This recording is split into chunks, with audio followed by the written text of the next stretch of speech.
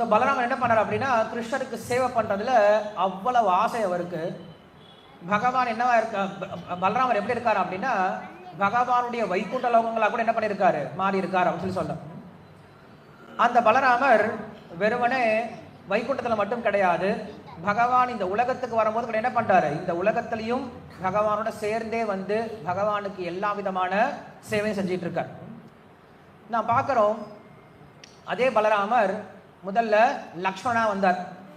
லக்ஷ்மணா வந்து என்ன பண்ணார் அப்படின்னா ராமர் தான் காட்டுக்கு போகணும் அப்படின்ற ஒரு நியதி இருந்தாலும் லக்ஷ்மணன் என்ன தெரியுமா பண்ணாரு, அவரும் சேர்ந்து என்ன பண்ணாரு, ராமரோட காட்டுக்கு போனார். காட்டுக்கு போனது மட்டும் கிடையாது, 14 வருடங்கள் என்ன பண்ணார் அப்படின்னா தூக்கம் இல்லாம எந்த விதமான சுகபோகங்கள் இல்லாம என்ன பண்ணாரு, ராமருக்கு அப்படி சேவை பண்ணிட்டு இருந்தார். அதே லக்ஷ்மணன் என்ன பண்ணாரு அப்படின்னா அடுத்த பிறவில பலராமரா வந்தார். 2 பசங்களும் வெளில போய் விளையாடுங்க, बाहर जाके खेलो, चाओ बाहर जाके खेलो, दोनों उठो, எந்திரிங்க எந்திரிங்க எந்திரிங்க, 2 பேரும் எந்திரிங்க, டக்குன்னு எந்திரிங்க பார்க்கலாம். கெட் அப் 2 பேரும் அங்கே வெளில போய் விளையாடுவோம். வெளில கருடன் பக்கத்தில் உட்காந்துக்கோங்க, கருடன் பக்கத்தில் உட்காந்துருக்கும், வெளில எங்கேயும் போகக்கூடாது. வெளில யாராவது பார்த்துக்கோங்க அந்த பசங்களை. சரி, யாருக்காவது இன்னும் விளையாடணும்னு இருக்கா? எல்லாரும் கிளாஸில் உட்காந்துருக்கீங்களா? கிளாஸில் உட்காந்துருந்தா உட்காருங்க. யாருக்கா விளையாடுனா வெளில அடுத்த ஒரு பார்க் அரேஞ்ச் பண்ணி கொடுக்குறோம், எல்லாரும் கொஞ்சம் நேரம் விளையாண்டு வரலாம். சரி, அப்போ பலராமர் என்ன பண்ணார் அப்படின்னா அடுத்த ஜென்மத்தில் பலராமரா வந்து கிருஷ்ணருக்கு எப்படி பண்ணார், மறுபடியும் சேவை தான் பண்ணார். கிருஷ்ணருக்கு எல்லா விதத்திலையும் என்ன பண்ணார், பலராமர் சேவை பண்ணுறார்.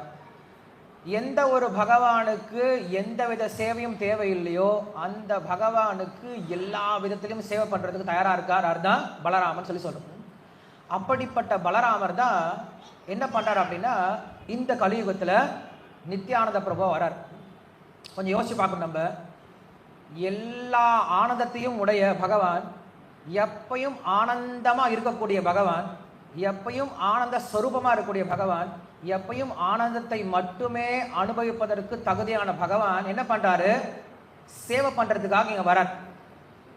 ஆனா நாம ஜீவாத்மாக்கள் எப்பயுமே சேவை பண்ண வேண்டியவங்க, எப்பயுமே பகவானை சார்ந்தே இருக்க வேண்டியவங்க, எப்பயுமே பகவானுக்காகவே இருக்க வேண்டியவங்க. ஆனா நம்ம எப்படி இருக்கோம், எல்லாமே அப்படியே ஆப்போசிட்டா இருக்கும். சந்தோஷமா அனுபவிக்க வேண்டியவர் சேவை பண்றார், சேவை பண்ண வேண்டிய நாமெல்லாம் இந்த உலகத்துல வந்து அனுபவிக்க முயற்சி பண்ணிட்டு இருக்கோம். ஸோ பகவான் நம்ம காட்டுறார் எப்படி அந்த முழுமுதற் கடவுளாகிய கிருஷ்ணருக்கு சேவை பண்ணும் அப்படிங்கிற விஷயத்தை காட்டக்கூடியவராக இருக்கிறவர் தான் என்ன சொல்றோம், நம்ம பலராமர் சொல்லி சொல்றோம். முழு முதற் கடவுள் அப்படின்னு கிருஷ்ணரை சொல்லுவோம். அதே பலராமரை சொல்லணும் அப்படின்னா முழு முதற் சேவகன் அப்படின்னு சொல்லி சொல்லுவோம். பலராமர் என்னது, முழு முதற் சேவகன், சுப்ரீம் பர்சனாலிட்டி ஆஃப் சர்வைட்டர்ஹுட் அப்படின்னு சொல்லி சொல்லுவோம். கிருஷ்ணரை சொல்லும் பொழுது பிரபுபாதா என்ன சொல்லுவாரு, supreme personality of Godhead அப்படின்னு சொல்லி சொல்லுவார். முழு முதற் கடவுள் அப்படின்னு சொல்லி சொல்லுவார். இதே பலராமர் சொல்லணும் அப்படின்னா த சுப்ரீம் பர்சனாலிட்டி ஆஃப் சர்வைட்டர்ஹுட் அப்படின்னு சொல்லி சொல்லும். சேவை செய்யறதுல உயர்ந்த ஸ்தானத்தில் இருக்காரு. ஸோ அப்படிப்பட்ட பலராமர் தான் என்ன பண்றாரு, இந்த கலியுகத்தில் ஹதாய் பண்டிட் அப்படின்றவருக்கும் யாராவது ஒரு யூ கோன் பிரிங் ஸ்ரீதர் பகவான் பந்து சுபல் பிரபு, நம்ம ஃபோன் பண்ணி கூப்பிடுங்க, இங்கே தான் இங்கே ஊரில் சுற்றிட்டு இருப்பாங்க. என்ன பண்ணுறாங்க அப்படின்னா ஹதாய் பண்டிட் பத்மாவதி அப்படிங்கிறவங்களுக்கு நித்யானந்த பிரபு தோன்றுகிறார். அவர் தோன்றிய இடம் என்னது, ஏகசக்ரா அப்படின்ற ஒரு கிராமம். ஏகசக்ரா கிராமம் எங்க இருக்கு அப்படின்னா இப்ப நம்ம சொல்லக்கூடிய பங்களாதேஷ் அப்படின்ற இடத்துல ஏகசக்ரா கிராமம் இருக்கு. சைத்தன்ய மகாபிரபுவுக்கு ஒரு 12 வருஷத்துக்கு முன்னாடியே நித்யானந்த பிரபு தோன்றிட்டார். தோன்றினதுக்கு அப்புறம் அவரை பற்றிய வர்ணனை வந்து நமக்கு சைத்தன்ய பாகவத்தில் சொல்லப்பட்டிருக்கு. அவருடைய கண்கள் எப்படி இருக்கு அப்படின்னா அன்று பூத்த நீல நிறத்தில் இருக்கக்கூடிய தாமரை ஒத்து கண்களா இருக்குமா, அவ்வளவு சௌந்தரியத்தோட இருப்பாரா.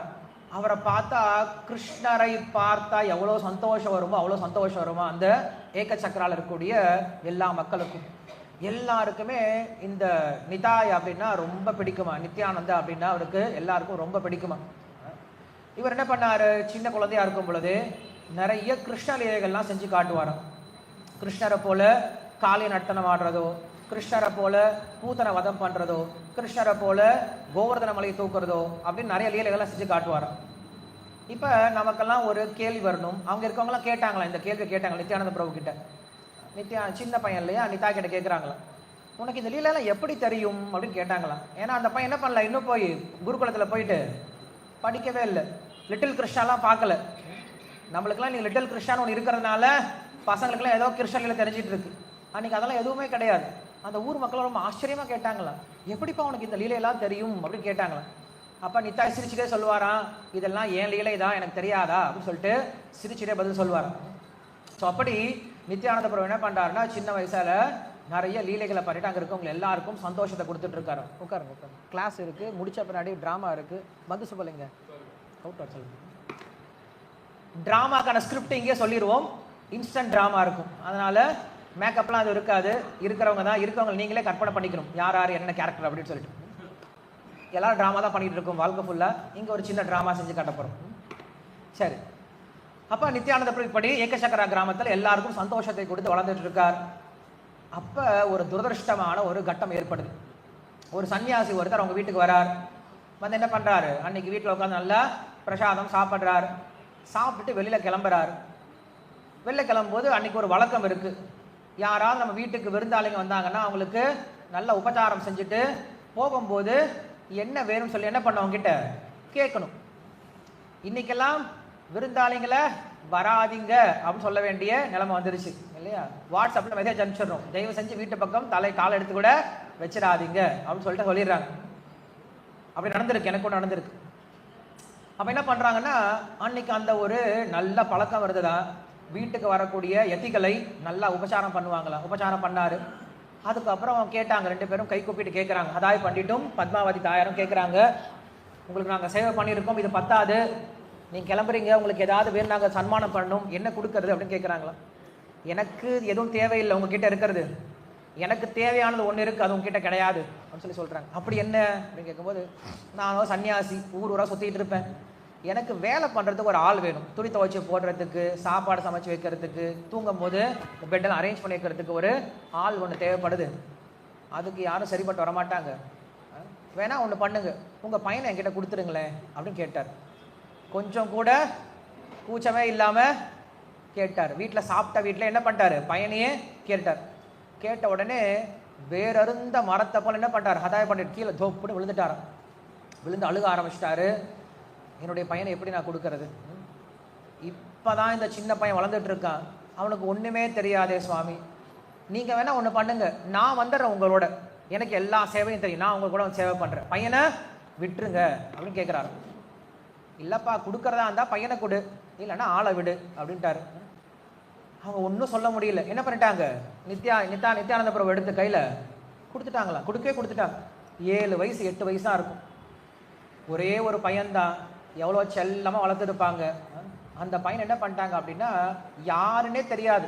அது அவங்களுடைய தீக்ஷா குருவோ, சீக்ஷா குருவோ, டெம்பிள் பிரசிடென்ட்டோ, ஜோனல் இன்சார்ஜோ, ஜிபிசியோ யாருமே கிடையாது. அவங்க யாரு, யாரோ ஒரு சன்னியாசி ஒரே நாள் தான் ஸ்டே பண்ணியிருக்காரு. உபதேசம்லாம் எதுவும் கொடுக்கல, உபன்யாசம்லாம் எதுவும் கொடுக்கல, ப்ரோக்ராம்லாம் செஞ்சு வைக்கல, கல்டிவேட்லாம் பண்ணவே இல்லை, பக்தி விருக்ஷா பண்ணலை, எந்த கல்டிவேட்டும் பண்ணவே இல்லை, செமினார்லாம் போட்டு காட்டவே இல்லை, டிஒய்எஸ் ப்ரோக்ராம்லாம் பண்ணவே இல்லை இல்லையா. ஆனால் வந்த உடனே கேட்டார். என்ன கேட்டார், உங்கள் குழந்தைய கொடுங்கன்னு கேட்டார். என்ன பண்ணிட்டாங்க, இவங்களும் எடுத்து கொடுத்துட்டாங்க, குழந்தைய கூட்டிகிட்டு போங்கன்னு சொல்லி கொடுத்துட்டாங்க. அந்த காலத்தில் இப்படி ஒரு பழக்கம் இருந்ததான். யாராவது ஒருத்தர் பக்திக்குன்னு குழந்தைய கேட்டாங்கன்னு என்ன பண்ணுவாங்க, எடுத்து கொடுத்துருவாங்க.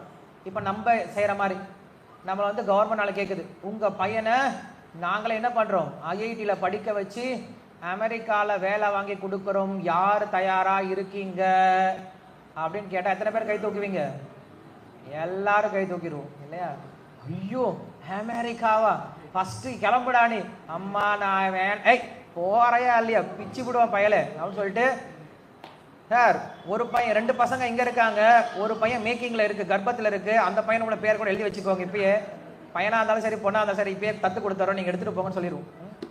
அந்த அளவுக்கு நமக்கு இன்னைக்கெல்லாம் பௌதீக கல்வி மேலே தான் பற்று இருக்குது, பௌதீக கல்வி மேலே தான் நம்பிக்கை இருக்குது. அன்னைக்கு இருக்கக்கூடிய மக்களுக்கோ சாதுக்கள் மேல் நம்பிக்கை இருந்தது, பக்தி விஷயத்தில் நம்பிக்கை இருந்தது, சாஸ்திரத்தில் நம்பிக்கை இருந்தது. ஸோ அப்படி கொடுத்துட்டாரா? கொடுத்ததுக்கு அப்புறம் என்ன பண்ணுறாரு இவர்? நித்யானந்தபுரம் கூப்பிட்டு இந்தியா ஃபுல்லாக பயணம் பண்ணுறாரு. மேலேருந்து கீழே வரைக்கும் இந்தியா முழுவதும் என்ன பண்ணுறாங்க? பயணம் பண்ணுறாங்க. பயணம் செஞ்சதுக்கப்புறம் கடைசியில் நித்யானந்த பிரபு பிருந்தாவனத்தில் போய் தங்கிட்டார். பிருந்தாவனத்திலே வாழ்ந்துட்டு இருக்கார். பிருந்தாவனத்தில் கிருஷ்ணனுடைய சிந்தனையிலேயே தன்னுடைய நாட்களை கழிச்சிட்டு இருக்கார். நாட்களை எண்ணிட்டு இருக்கார். எதற்காக எண்ணிட்டு இருக்கார் அப்படின்னா, சைத்தன்ய மகாபிரபு தோன்ற போறார், தன்னுடைய சுவாமி தோன்ற போறார் அப்படின்ற சந்தோஷத்துல நாட்கள் எண்ணிட்டு இருக்கார். அப்பதான் என்ன ஆகுறாரு? சைத்தன்ய மகாபிரபு தோன்றுகிறார். பிரபு பின்னாடி சொல்லுங்களேன், சத்தம் போடாம சொல்லுங்க. சைத்தன்ய மகாபிரபு அப்பதான் என்ன பண்றாரு? நதியால எங்க தோன்றுகிறார் சைத்தன்ய மகாபிரபு? மாயாப்பூர்ல நவதீப்ல எங்க பண்றாரு? சைத்தன்ய மகாபிரபு பிறக்கிறார். சைத்தன்ய மகாபிரபு பிறந்த உடனே நித்யானந்த பிரபுக்கு அங்க தெரிஞ்சு போயிடுது, பிருந்தாவனத்துல தெரிஞ்சு போயிடுது. அவர் என்ன பண்ணிட்டார்? அங்க இருந்து கௌரங்கா அப்படின்னு என்ன பண்ணிட்டார்? அங்க இருந்து கத்த ஆரம்பிச்சிட்டார். நம்மலாம் லேட் ஆகும் கத்துறதுக்கு, ப்ரோக்ராம் முடிஞ்ச பின்னாடி கத்துவோம் நம்மலாம். அவருக்கு உடனே தெரிஞ்சாலும் என்ன பண்ணிட்டாரு? அதனாலதான் கான்சியஸ்னஸ் சொல்லி சொல்றோம் இல்லையா? கான்சியஸ்னஸ் என்னது? இப்ப கிள்னா இப்பவே தெரியும். நாமெல்லாம் எந்த அளவுக்கு மயக்கத்தில் இருக்கோம் அப்படின்னா, மயக்கத்தில் இருக்கவங்களை அடிச்சுங்கன்னு வச்சுக்கோங்களேன், ஒண்ணுமே தெரியாது. வீட்டுக்கு போன பிறகு மயக்கம் தெளிஞ்ச பிறகு அவனுக்கு வலிக்கும், பயங்கரமா வலிக்குது. அப்ப வலிக்கவே இல்லை. ஏன் வலிக்கவே இல்லை? மயக்கத்தில் இருக்கும். அந்த மாதிரி நம்ம எல்லாரும் எப்படி இருக்கோம்? இப்ப மயக்கத்தில் இருக்கிறதுனால நம்மளுக்கு உடனே கிருஷ்ண உணர்வு அப்படிங்கிறது வரவே வராது. இப்ப சொன்னா வீட்டுக்கு போய் நம்மளுக்கு யோசிப்போம். ஆமா, அப்புறம் வீட்டுக்கு போய் மெதுவா கௌரங்கான்னு சொல்லுவோம். என்னங்க திடீர்னு கௌரங்கான்னு சொல்றீங்க? ஓகே, இப்ப டிராமா இங்க பாருங்க. டிராமா இங்க முடிச்சதுக்கு அப்புறம் அங்க டிராமா இருக்கும். இப்படி அவர் சைத்தன்ய மகாபிரபுவை காத்துட்டு இருந்தார். சைத்தன்ய மகாபிரபு தன்னுடைய நாம சங்கீர்த்தனம் அப்படிங்கிற லீலைய ஆரம்பிச்சிட்டார் அப்படின்னு கேள்விப்பட்ட உடனே சைத்தன்ய மகாபிரபு பார்க்கறதுக்கு மாயாப்பூருக்கு வந்து சேர்றார். நீங்க திரும்பி உட்காருங்க. ஒருத்தர் பொய்யா மீசா வரைஞ்சிட்டு வந்து எல்லாம் பாக்குறாங்க, உண்மையான மீசா வந்தா யாருமே பார்க்க மாட்டேங்கிறாங்க. சரி, சைத்தன்ய மகாபிரபு பார்க்கறதுக்கு நந்தனாச்சாரியருடைய வீட்டுக்கு வரார். அந்த இடத்துக்கு பேர் நம்ம என்ன சொல்றோம்? ஈஷோதயான் அப்படின்னு சொல்லி சொல்றோம். நமக்கெல்லாம் ஈஷோதயான் என்ன தெரியும்? மாயாப்பூர் கெஸ்ட் ஹவுஸ் தான் தெரியும் இல்லையா? ஈஷோதயான் அப்படின்னா மாயாப்பூர் கெஸ்ட் ஹவுஸ். ஆனா உண்மையில அந்த மாயாப்பூர்ல அந்த ஈஷோதயான் அப்படின்னு இடத்துல தான் முதல் முறை என்ன பண்றாரு? சைத்தன்ய மகாபிரபுவும் நித்யானந்த பிரபுவும் நேருக்கு நேரா பாத்துக்கிறாங்க. இவரு பிரேமஸ்வரூபம். யாரு? சைத்தன்ய மகாபிரபு. சூரியனை போல தங்க நிறத்துல தக தக தக தகன்னு ஜொலிச்சிட்டு இருக்காரு. ஆப்போசிட்ல வந்திருக்காரு. இவர் யாரு? ஔதாரிய ஸ்வரூபமா இருக்கக்கூடிய நித்யானந்த பிரபு. நல்லா வெள்ளை கலர்ல ஜிலு ஜிலு ஜிலு ஜிலு ஜிலுன்னு இருக்காரு. இந்த பக்கம் பார்த்தா சூரியன், இந்த பக்கம் பார்த்தா சந்திரன். ரெண்டு பேரும் ஒன்றா சேர்ந்தா எப்படி இருக்கும் அது போல ரெண்டு பேரும் இணைஞ்சாங்களா. அந்த காட்சியை பார்க்கறதுக்கு கண் கொள்ளாத காட்சி அந்த இடத்துல அந்த நந்தனாச்சாரியோட வீட்டுல. அதுக்கப்புறம் அங்க இருந்து ஆரம்பிச்சாங்க. என்ன ஆரம்பிச்சிருக்காங்க? நாம சங்கீர்த்தன இயக்கத்தை ஆரம்பிச்சாங்க. அதுக்கப்புறம் மொத்த இடத்த என்ன பண்ணிட்டாங்க? கிருஷ்ண பிரேமையினால நிரப்பிட்டாங்களாம். நிரப்பினதுக்கு அப்புறம் சைத்தன்ய மகாபிரபு தினசரி 2 பேரை வெளியில் அனுப்பி வைப்பாராம். யார் அப்படின்னா, ஹரிதாஸ் தாக்கூர் அப்படின்றவரையும் நித்யானந்த அப்படின்ற 2 பேர் என்ன பண்ணுவாங்க? வெளியில் அனுப்பிச்சு வைப்பார். எதுக்காக அனுப்பிச்சு வைப்பாரு? பிரச்சாரம் செய்வதற்காக அனுப்பிச்சு வைப்பார்.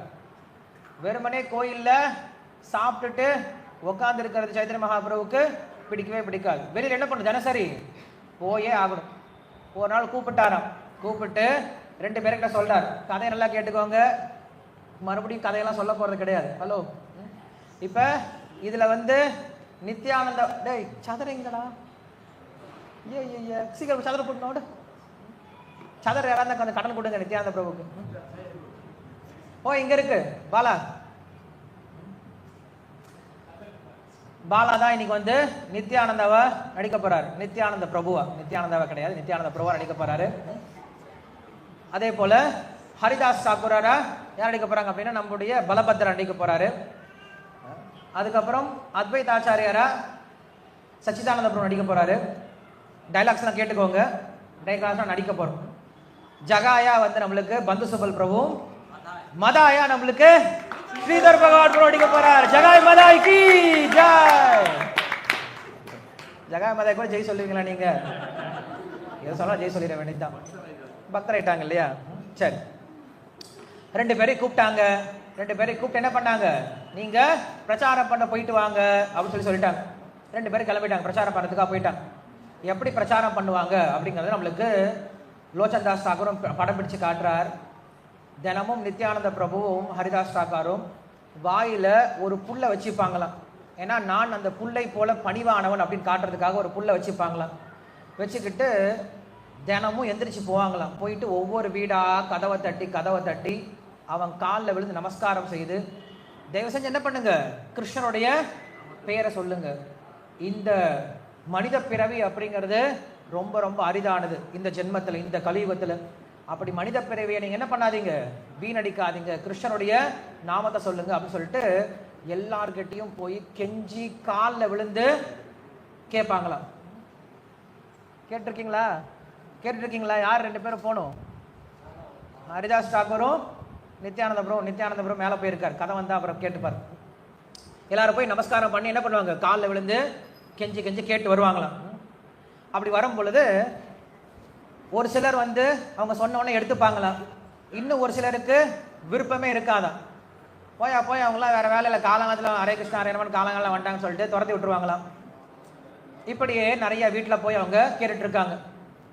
அப்படி கேட்டுட்டு இருக்கும்போது ஒரு நாள் என்ன பண்றாங்க அப்படின்னா, இந்த நித்யானந்த பிரபு சொல்றாரு, அங்க இருக்கக்கூடிய மக்களுக்கு எல்லாம் சொல்றாரு, நீங்க ஹரே கிருஷ்ண மந்திரத்தை எடுத்துக்கிட்டீங்க அப்படின்னா, மந்திரத்தை சொல்ல ஆரம்பிச்சிட்டீங்க அப்படின்னா நான் உங்களுக்கு அடிமையா மாறிடுறேன்.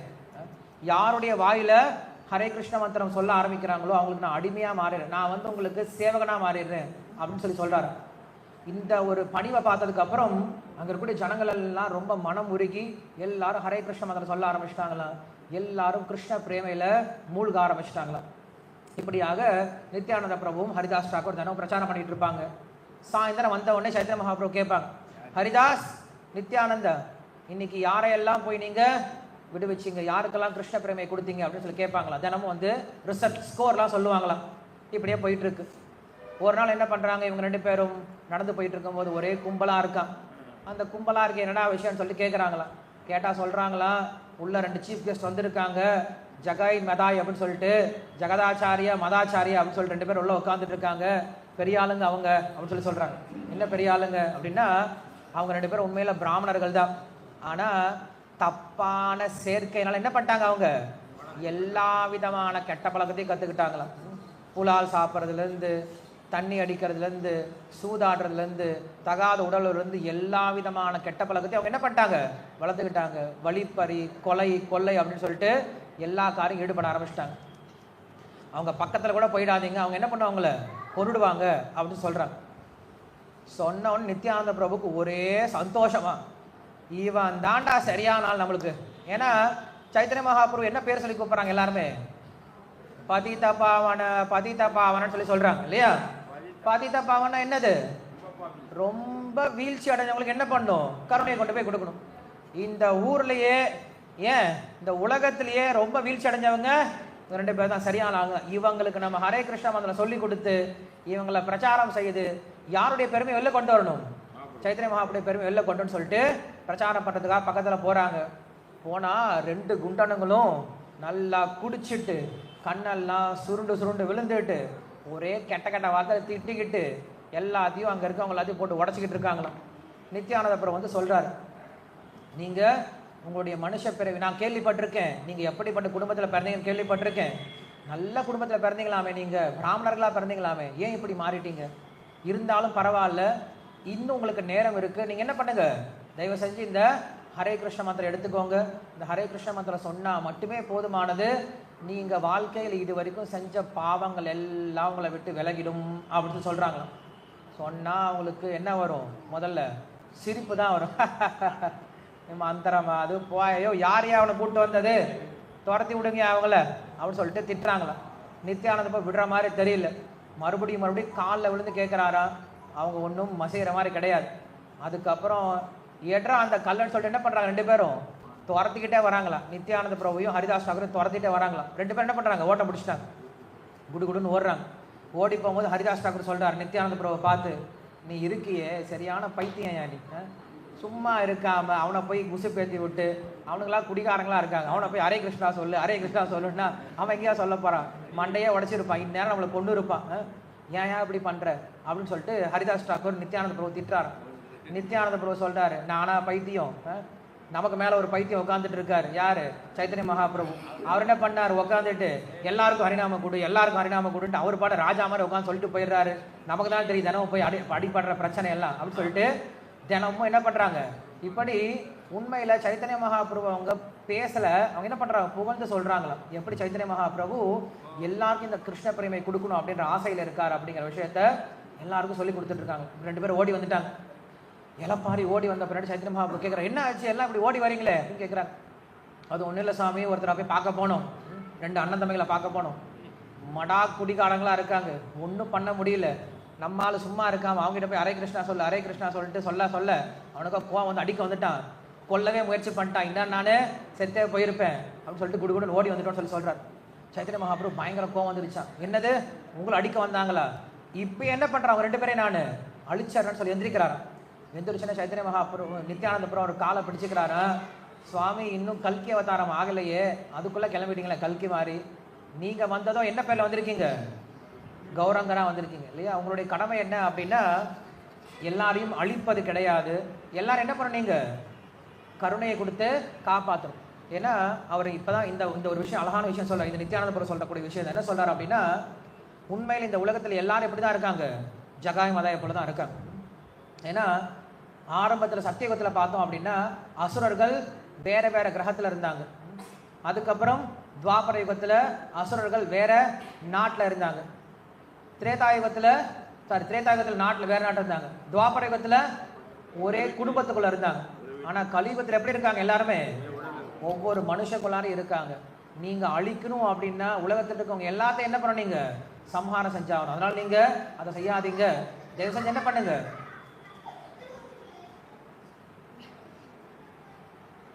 என்ன பண்ணும் அப்படின்னா நீங்க இந்த 2 பேரையும் பாதுகாக்கணும், இந்த 2 பேரும் நீங்க கருணையை கொடுக்கணும் அப்படின்னு சொல்றாங்க. சொன்னதுக்கு அப்புறம் அத்வைத பிரபு கிட்ட போயிட்டு ஹரிதாஸ் டாக்கூர் கம்ப்ளைண்ட் பண்றாரு. சொல்றாரு, தினமும் இந்த பைத்தியம் இருக்கு, இவன் கூட நான் போயிட்டு வரது எனக்கு பெரிய தலைவலியா இருக்கு. யார? நித்யானந்த பிரபு. ஒரே பைத்தியமா இருக்காரு, கிடுகிடுன்னு இவர் பாட்டுக்கு போறாரு. கங்கையை பார்த்தா தோப்புன்னு குதிச்சாரு, யமுனை நினைச்சு தோப்புன்னு உள்ள குதிச்சாரு. நான் போய் அப்புறம் இவரை வலை போட்டு தூக்கிட்டு வர வேண்டியதா இருக்கு. அது மட்டுமா, யாராவது சின்ன குழந்தைங்களை பார்த்தா போதும் ஹரே கிருஷ்ணா சொல்றா ஹரே கிருஷ்ணா சொல்றான்றாரு. சொல்லலாம் அப்படின்னா பின்னாடி குச்சி தூக்கிட்டு துரத்துறாரு. பின்னாடி பசங்கெல்லாம் பயந்து ஓடுறாங்க. ஓடுனா அவங்க அப்பாவா சண்டைக்கு என்ன அடிக்க வரும்போது பார்த்தோன்னா நித்யானந்த பிரபு ஓடி போயிறாரு. சண்டையில நான் தான் மாட்டிக்கிறேன், அப்புறம் என்ன பிடிச்சி வெளுத்து வாங்கிடுறாங்க. சும்மா அதை மட்டும் விடுறாரா, போய் பொண்ணுங்கள்லாம் பார்க்குறாரு, நான் தான் கிருஷ்ணனை கல்யாணம் பண்ணிக்கோ நான் தான் கிருஷ்ணனை கல்யாணம் பண்ணிக்கோன்னு பொண்ணுங்க எல்லாத்தையும் ரச்ச அடிக்கிறாரு. பொண்ணுங்கள்லாம் பயந்து அவங்க அப்பா அம்மா கிட்ட போய் சொல்ல போதுங்க. அவங்க சொல்லிட்டு அப்பா அம்மா அடிக்க வந்தா இவர் மறுபடியும் ஓடி போயிடுறாரு, நான் தான் மாட்டிக்கிறேன். அப்பா அம்மா என்ன பிடிச்சி வைக்கிறாங்க. அப்புறம் பால் ஏதாவது கறக்கிற மாடு பசுமாடு இருந்துச்சுன்னா பசுமாடுக்கு பாலை ஃபுல்லாக கறந்து நல்லா குடிச்சிட்டு ஓடி போயிடுறாரு. வெளில வந்து பார்த்தா நான் தான் மறுபடியும் மாட்டிக்கிறேன் அப்படின்னு சொல்லிட்டு அத்வைத ஆச்சாரிய கிட்ட இங்க ஹரிதாஸ் டாக்கூர், இதெல்லாம் பரவாயில்ல, இன்னைக்கு ஒரு இடத்துக்கு போனவே நாங்க 2 பேர் நல்லா குடிகாரங்க, அவங்க கிட்ட சும்மா எல்லாம் போய் ஹரே கிருஷ்ணா சொல்லு ஹரே கிருஷ்ணான்னு சொல்லிட்டு ஒரே கிளப்பி விட்டாரு. 2 பேரையும் முயற்சி கொள்ள ஓடி வந்தா எனக்கு செத்து பொழைச்சி வந்திருக்கோம் அப்படின்னு சொல்லிட்டு உண்மையில ஹரிதாஸ் டாக்கூர் என்ன பண்ணார் அப்படின்னா நித்யானந்த பிரபுடைய பெருமையை சொல்லி கொடுத்துட்டு இருக்கார். அவர் எப்படி இருக்கார், கிருஷ்ண பிரேமையில பைத்தியமா எல்லாரையும் கண்ணில் யாரெல்லாம் தென்படுறாங்களோ எல்லாருக்கும் என்ன கொடுத்தரணும், இந்த கிருஷ்ண பக்தியை கொடுத்துடணும் அப்படின்ற ஆசையில எல்லாருக்கும் பிரச்சாரம் பண்ணிட்டு இருக்கார் அப்படின்னு சொல்லி சொல்றாங்க. அப்ப அத்வைத ஆச்சாரியார் சொல்றாரு, கவலையே படாதீங்க, எப்ப நித்யானந்த பிரபு ஒருத்தர் மேல மனசை வச்சுட்டாரோ, இவருக்கு பக்தி கொடுக்கணும்னு மனசை வச்சுட்டாரோ, அப்பயே அவருக்கு என்ன வந்துடுது, பக்தி கண்டிப்பா வந்துடும், இது கண்டிப்பா நடக்கும் அப்படின்னு சொல்லிட்டு அனுப்பி வைக்கிறார். மறுபடியும் அடுத்த நாள் என்ன பண்றாங்க அப்படின்னா, இந்த ஜகாய் மத வேற எங்கேயோ இருந்தாங்க இல்லையா, இப்போ பக்கத்துலேயே வந்து என்ன பண்ணுறாங்க, டென்ட்டு போட்டாங்களா, நவதீப்லேயே வந்து டென்ட்டு போட்டு அங்கே தங்களுடைய லீலைகளை பண்ணிட்டு இருக்காங்க. சைத்தன்ய மகாபிரபு என்ன பண்ணுறாரு அப்படின்னா கங்கையில் குளிக்கிறதுக்காக போகிறாரு. போகும்போது இந்த 2 பேரும் பார்க்குறாரு. இவங்க 2 பேர் தான் தெரியும். தெரிஞ்ச உடனேலும் அந்த 2 குடிகாரன் கேட்குறாங்களா, சுவாமி நேற்று நைட்டெல்லாம் ஏதோ துர்கா பாட்டு பாடிட்டு இருந்தீங்களே, அந்த பாட்டை கொஞ்சம் சொல்லி கொடுங்களேன் அப்படின்னு கேட்குறாரு. யார்கிட்ட? சைத்தன்ய மகாபிரபு கிட்ட. அவர் ஹரே கிருஷ்ண மந்திரம் தான் பாடுறாரு. அவங்களுக்கு எப்படி கேட்டிருக்காது, ஏதோ துர்கா பாட்டு போட்ட மாதிரி இருக்கா அவங்களுக்கு. ஃபுல்லாக போதையில் இருக்கா ஒன்றும் தெரியல அவங்களுக்கு. சைத்தன்ய மகாபிரபு ஒன்றும் பேசவே இல்லை. இந்த மாதிரி ஆளுங்கிட்ட பேசவே கூடாதுன்னு சொல்லிட்டு அவர் திரும்பி கூட பார்க்கவே இல்லை. அவர் பாட்டு போயிட்டார். சாயந்தரம் மறுபடியும் 2 பேர் போகிறாங்க. சைத்தன்ய இவர் நித்யானந்த பிரபு பார்த்துட்டாரு, ஜகாய மாதையை பார்த்துட்டார். பார்த்தாலும் அவருக்கு இன்னும் மறுபடியும் குஷி. போய் என்ன பண்ணுறாரு, அவங்க காலிலேயே நேராக விழுந்துட்டார். விழுந்துட்டு அவர் சொல்கிறாரு, தயவு செஞ்சு இந்த மனித பிறவை நீங்கள் சரியாக உபயோகப்படுத்திக்கோங்க. இந்த கலியுகத்தில் பகவான் என்ன பண்ணியிருக்காரு, சாக்ஷாத் கிருஷ்ணரே கௌரங்கராக வந்திருக்காரு. சாக்ஷாத் கிருஷ்ணருடைய ரூபம் தான் அவருடைய நாமம். அந்த நாமத்தை சொன்னால் மட்டுமே போதுமானது. நீங்கள் செஞ்ச எல்லா பாவம் விலகி உங்களுக்கு புண்ணியம் கிடைத்து நீங்கள் என்ன பண்ணலாம், மோட்சத்துக்கும் போக முடியும். தயவு செஞ்சு என்ன பண்ணுங்க, இந்த மந்திரத்தை எடுத்துக்கோங்க அப்படின்னு சொல்கிறாங்க. சொல்ல அவனுக்கு என்ன வருது, கோவம் வரதான் ஆரம்பிக்குது. உடனே என்ன பண்ணான் அப்படின்னா, அங்கே மதாய் வந்து நல்லா குடிச்சிட்டு இருந்தான், சாராயம் குடிச்சிட்டு இருந்தான். அந்த பானை எடுத்து என்ன பண்ணான், ஓங்கி நித்யானந்தருடைய தலையில் டம்முன்னு உடைச்சான். உடச்சோன்னா அவருடைய மண்டையில் இருந்து நிறைய ரத்தம் வர ஆரம்பிச்சிருக்கு. ரத்தம் வந்தாலுமே கூட நித்யானந்த பிரபு விடவே இல்லையா. மறுபடியும் அவன் காலில் விழுந்து கேட்குறாராம், எனக்கு இந்த மண்டையை உடைச்சியே இதில் வரக்கூடிய வழியை காட்டிலும் நீ கிருஷ்ண பக்தி எடுத்துக்கல அப்படின்ற வழிதான் எனக்கு ரொம்ப அதிகமாக இருக்குது. அதனால் என்ன பண்ண, நீ கிருஷ்ண பக்தி எடுத்துக்கோ, இந்த மந்திரத்தை சொல்லு அப்படின்னு சொல்கிறாராம். சொல்ல அவனுக்கு கோவம் வந்துருச்சான். ஏன்டா நான் உன்னை போடான்னு சொல்லிட்டு இருக்கேன், நீ இன்னும் மந்திரத்தை சொல்லு சொல்லிட்டு இருக்கியா, இரு உன்னை சாகடிக்க போகிறேன் பாருன்னு சொல்லிட்டு என்ன பண்ணுறான், மறுபடியும் எந்திரிச்சு வந்து அவரை கொல்றதுக்காக வரான். இப்போ தான் என்ன பண்ணுறான்னா, ஜகாய் ஓடி வந்து பிடிச்சிட்டான். ஜகாய் ஓடின்னு சொல்கிறான், மதாய் கிட்ட சொல்கிறான், ஹே மதாய், உனக்கு இன்னும் புரியலையா, இவர் மற்ற சாதுக்களை போல கிடையாது. நம்ம அவளை என்ன பண்ணியிருக்கோம், அடிச்சிருக்கோம், அவமானப்படுத்திருக்கோம், மண்டையவே உடைச்சிருக்கோம். இருந்தாலும் அவர் என்ன பண்ணுறாரு, நமக்கு ஏதாவது நல்லது பண்ணலாம், நமக்கு கிருஷ்ண பக்தியை கொடுக்கணும் அப்படின்னு சொல்லிட்டு இப்படி வந்து நிற்கிறாரு. அவ்வளோ கருணையோடு இருக்காரு. அவரை போய் நீ அடிக்கலாமா, பெரிய அபராதம் இல்லையா, நீ பண்ணாதரா அப்படின்னு சொல்கிறான். நீ சும்மா கடடா, அவனா அது பக்தனா, நான் இப்போ பாரு என்ன பண்ண போகிறப்பான்னு சொல்லிட்டு அடிக்கிறதுக்கு ஓடுறானா. அப்பயும் அவர் என்ன பண்ணவே இல்லை. இப்படி பார்த்துட்டு இருந்தவர் என்ன பண்ணாரு, ஹரிதாஸ் தாக்கூர் கிட்டுன்னு ஓடியே போயிட்டார். எங்கே ஓடி போனார், சைத்தன்ய மகாபிரபு ஓடி போய் சொல்லிட்டார், மகாபிரபு இந்த மாதிரி கௌரங்க அங்கே என்ன ஆயிடுச்சு, நித்யானந்த பிரபு ஒருத்தன் அடித்து காயப்படுத்திட்டான், அவரோட மண்டையிலிருந்து நிறையா ரத்தமாக வந்துட்டு இருக்கு, கொல்ல கூட முயற்சி பண்ணுறான் அப்படின்னு சொன்ன உடனே சைத்தன்ய மகாபிரபு அங்கேருந்து ரொம்ப வேகமாக ஓடி வரார். யார் இப்படி பண்ணது அப்படின்னு சொல்லிட்டு ரொம்ப வேகமாக ஓடி வரார். எனக்கு ஒருத்தன் அபராதம் பண்ணால் நான் என்ன பண்ணுவேன், பாதுகாப்பேன், தாங்கிப்பேன். ஆனால் என்னுடைய பக்தனுக்கு யாராவது அபராதம் பண்ணாங்கன்னா என்ன பண்ண மாட்டாங்களா, நான் சும்மாவே விடமாட்டேன் அப்படின்னு சொல்லிட்டு அங்கேருந்து ரொம்ப கோபமாக வந்துட்டு இருக்கார். வந்துட்டு இருக்கும்போது ஜகாய் என்ன பண்ணுறான், மதாயை ஏற்கனவே தடுத்து நிறுத்திட்டான். சைத்தன்ய மகாபிரபு வந்தாரோ இல்லையோ கொஞ்சம் கூட அவர் எதிர்பார்க்கவே இல்லை, கொஞ்சம் கூட யோசிக்கவே இல்லை. என்ன பண்ணுறாரு, உடனே சக்ரா அப்படின்னு சொல்லி கூப்பிட்றாரு, சுதர்சன சக்ரா கூப்பிட்றாரு. சக்கரம் கிடுன்னு வந்துடுது. வந்த உடனே என்ன பண்ணாரு அப்படின்னா, நித்யானந்த பிரபு இப்போ சைத்தன்ய மகாபிரபுடைய காலை பிடிச்சிட்டார். பிடிச்சிட்டு, சுவாமி நீங்கள் இதை பண்ணக்கூடாது, நான் உங்களுடைய உண்மையான சேவகனாக இருந்தேன் அப்படின்னா, இது வரைக்கும் நான் செஞ்ச பக்தி அப்படிங்கிறது உண்மையான பக்தியாக இருந்தது அப்படின்னா, எனக்காக என்ன பண்ணுங்க, இவங்க 2 பேருக்கும் நீங்கள் கருணையை கொடுக்கணும் அப்படின்னு சொல்லிட்டு பிரார்த்தனை பண்ணுறாரு. பிரார்த்தனை பண்ண அப்போ சொல்கிறாரா சைத்தன்ய மகாபிரபு சொல்கிறாரா, இவங்க தான் உன்னை அடிச்சிருக்காங்களேப்பா. இல்லையே, என்னை அடிக்கலையே, நான் தான் விழுந்துட்டேன், எனக்கு வலியெல்லாம் இல்லையே பாரு, நான் சிரிச்சுட்டு தான் இருக்கேன், நான் உங்ககிட்ட பிரார்த்தனை பண்ணுறேன், அதை பண்ணாதீங்க. உண்மையில் சொல்ல போனோம் அப்படின்னா என்னை காப்பாற்றினதே யார் தான், ஜகாய் தான் காப்பாற்றினார். ஜகாய் தான் வந்து மதையா நிறுத்தினா அப்படின்னு சொன்ன உடனே சைத்தன்ய மகாபிரபு திரும்பி பார்க்குறாரா, ஜகாயா உன்னை காப்பாற்றினா, ஜகாயா காப்பாற்றினா, ஹே ஜகா இங்கே வா அப்படின்னு சொல்லி கூப்பிட்றாரு. ஜகாய பக்கத்தில் வந்து நின்னானா. இன்றிலிருந்து உனக்கு கிருஷ்ண பிரேமை வரட்டும் அப்படின்னு சொல்லிட்டு சைத்தன்ய மகாபிரபு என்ன பண்ணுறாரு, அவனை ஜகாய தொடுறாராம். தொட்ட அடுத்த க்ஷணம் என்ன ஆயிட்டான் அப்படின்னா, ஜகாயினுடைய மொத்த உடம்பும் நடுநடுங்க ஆரம்பிச்சிடுதான். உடல் இருக்கக்கூடிய மயிரெல்லாம் கூச்சிட ஆரம்பிக்குதான், வாய் தழுதழுக்க ஆரம்பிச்சிடுதான், குரலெல்லாம் வந்து கட்ட ஆரம்பிச்சிடுதான், உடம்பெல்லாம் அவனுக்கு மெய்சில் இருக்க ஆரம்பிக்குது. மயங்கி கீழே விழுந்துட்டான். ஹரே கிருஷ்ணா கிருஷ்ணா கிருஷ்ணா ஹரே ஹரே, ஹரே ராம ராம ராம ஹரே ஹரேட்டு அவன் வாயில மந்திரமா சொல்ல ஆரம்பிச்சிட்டானா. கீழே விழுந்து புரண்டு அழுகிறானா. இதை பார்த்துட்டு இருந்த நித்யானந்த பிரபுக்கு ரொம்ப சந்தோஷமா. அவர் சொன்னாரா, சுவாமி நீங்க எப்படி ஜகாய பாதுகாத்தீங்களோ அதே போல என்ன பண்ணுங்க, மதாய்க்கும் இந்த கருணையை கொடுத்துடுங்க அப்படின்னு கேட்கிறாரா. சைத்தன்ய மகாபிரபு சொல்றாரு, கொடுக்கவே மாட்டேன். ஏன்னா இவன் என்ன பண்ணியிருக்கான், பக்தனுக்கு அபராதம் பண்ணியிருக்கான், அதனால இவனுக்கு நான் கருணையை கொடுக்க போறதே கிடையாது. அவன் எவ்வளோ பெரிய பாவியாக இருந்தாலும் நான் கருணையை கொடுத்துருவேன். ஆனால் அவன் எப்போ பக்தனுக்கு அபராதம் பண்ணுறானோ அவனுக்கு என்ன பண்ண மாட்டேன், எனக்கு கருணையை கொடுக்கவே மாட்டேன் அப்படின்னு சொல்லி சொல்கிறார். சொன்ன உடனே அப்போ மறுபடியும் வந்து என்ன பண்ணுறாரு அப்படின்னா, நித்யானந்த பிரபு சைத்தன்ய மகாபிரபு சொல்கிறார், நீ இப்போ என்ன பண்ண, நித்யானந்தருடைய காலில் விழு, அவர் கருணையை கொடுத்தா நான் கொடுக்குறேன்னு சொல்லிட்டார். அப்போ என்ன பண்ணுறான், மதாய் ஓடி வந்து நித்யானந்தருடைய காலை பிடிச்சு அழுகிறான். நித்யானந்தர் வந்து ரொம்ப சந்தோஷப்பட்டு அவனை என்ன பண்ணுறாரு, தூக்கி கட்டி தழுவிக்கிறார். அவனுக்கு என்ன ஆயிடுச்சு, உடனே கிருஷ்ண பிரேமை அப்படிங்கிற விஷயம் உடனே வந்துடுதான். அவங்க ஒரு சாதனையும் பண்ணவே கிடையாது, ஒரு பக்தியும் பண்ணவே கிடையாது. ஜஸ்ட் இப்போ தான் மீட் பண்ணாங்க. மீட் பண்ண அடுத்த க்ஷணம் என்ன பண்ணிட்டாங்க, அவங்க கிருஷ்ண பிரேமையில் அப்படி மூழ்கி போயிட்டாங்களாம். 2 சகோதரர்களும் அப்படி நடனம் ஆடினாங்களா அன்னைக்கு கீர்த்தனை பண்ணும் பொழுது. அதுக்கப்புறம் சைத்தன்ய மகாபிரபு சொல்கிறாரு, இனிமேல இந்த மாதிரி பாபகரமான காரியங்களில் ஈடுபடக்கூடாது அப்படின்னு சொல்லிட்டு அவங்கள அனுப்பிச்சு வச்சுட்டாரு. அனுப்பி வச்சதுக்கு அப்புறம் தான் தெரியுது, சைத்தன்ய மகாபிரபு சொல்கிறாரு, உண்மையில் என்னுடைய கருணையை பெறணும் அப்படின்னா யார் மூலியமாக தான் பெற முடியும், நித்யானந்த பிரபுடைய கருணை தான் பெற முடியும். நம்ம எவ்வளோ பெரிய பாபிகளாக இருக்கலாம், எவ்வளவு கீழ்த்தரமானவங்களாம் இருக்கலாம், பட் நமக்கு சைத்தன்ய மகாபிரபுடைய கருணை வேணும் அப்படின்னா யாருடைய கருணை வேணும், கண்டிப்பாக நித்யானந்த பிரபுடைய கருணை வேணும். ஆனால் இதில் ஒரு விஷயம் நம்ம புரிஞ்சுக்கணும், ஜகாயம் அந்த 2 பேர் இருந்தாங்கல்ல, இந்த 2 பேரில் முதல்ல கருணை யாருக்கு வந்தது, ஜகாய்க்கு வந்தது. 2 பேருமே அயோக்கியர்கள் தான். ஆனால் இவனுக்கு சீக்கிரம் வந்தது. காரணம் என்ன தெரியுமா, அவனுக்கு கொஞ்சமாவது ஒரு நல்ல குணம் அப்படின்றது இருந்தது இல்லையா, ஏதோ ஒரு நல்ல குணம் இருந்தது.